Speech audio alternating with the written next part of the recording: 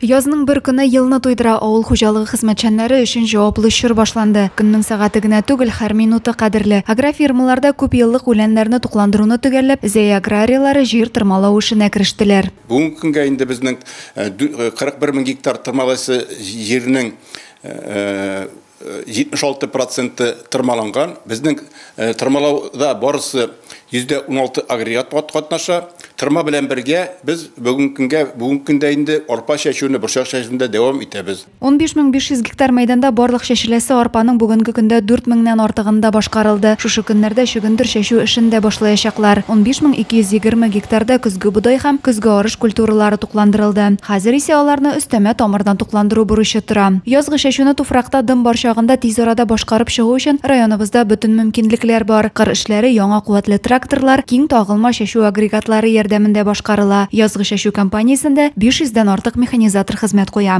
Безнең механизаторлар бик оешкан төстә эшли башладылар.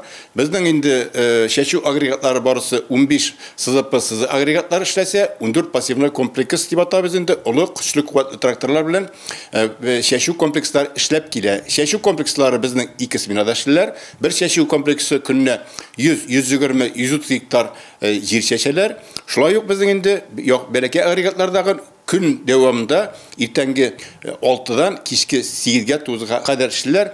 Район аграриялары һәр кояшлы көннән файдаланып, барлык агротехник чараларны үтәп, чәчү компаниясын тиз арада төгәлләмәкче. Зәй хезмәтчәннәре быел да республика буенча алдынгылар рәтендә булыр дип өметләнәбез. Адилә Борханова, Александр Тимофеев, Зәй хәбәрләре.